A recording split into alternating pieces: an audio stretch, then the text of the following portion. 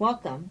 In this lecture, I'm going to go through kind of like a warm-up example for Riemann sums and integration to kind of give you some intuition and belief in kind of how this works. So here's our setup, which is that, so here's the setup. Okay, so suppose that we have that, so we're going to have two things going on here. So the first one is that dc dt equals 3, okay? And so cost, in other words, we have that cost is increasing at a constant rate,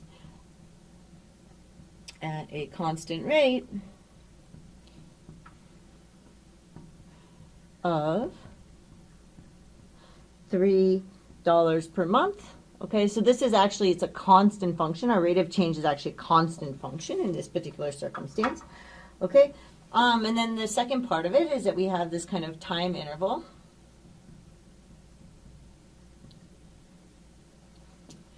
And so we have, this is going to be the time interval. It's going to be 0, 4, and this is going to be in months.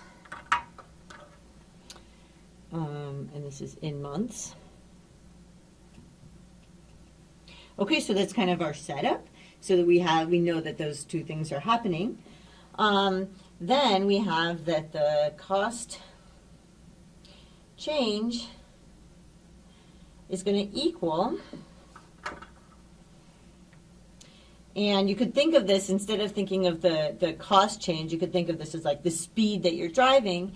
If I wanted to figure out the change in my location or the distance traveled, and I knew the speed I was driving, I would multiply that by the time if it was constant, right? So we take the rate of change, dc dt, and then multiply this by the time.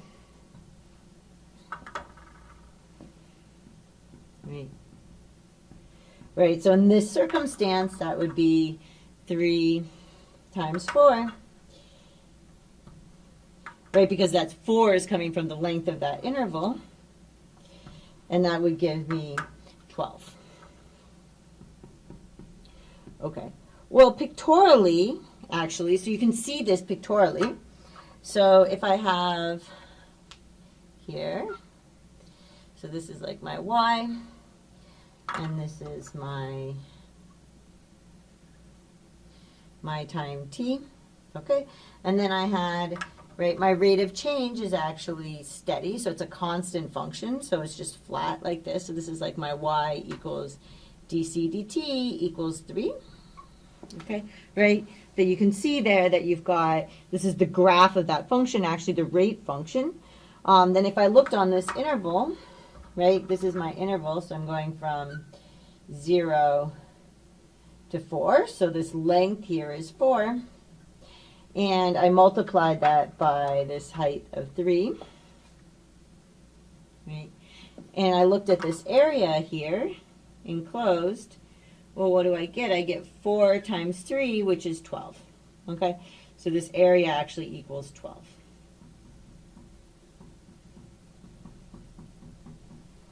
Okay, so I looked at my rate of change function. I looked at the area under it on that interval, and I multiplied that length of that by that height, which is actually the same thing as that constant rate of change, and that area that I got was actually indeed kind of the cost change or the distance traveled or whatever.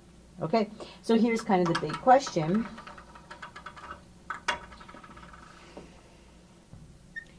So kind of our big question, which forces us to actually want to look at integration,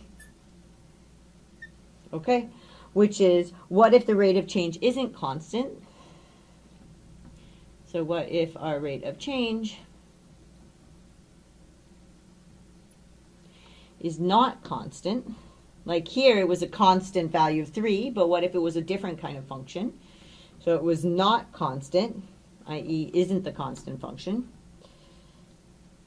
So not the constant function. Or not a constant function, like the constant function that always outputs 3. Okay? So big question, so lots of exclamation points and question marks. Okay, and the answer is going to be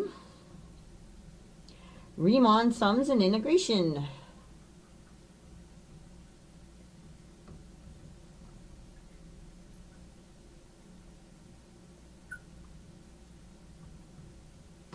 Okay, so that's kind of where we're going with this, but it's exactly the same idea. And you should keep that in picture in mind of you actually getting the area when you're looking at your rate of change function and then over that particular time interval.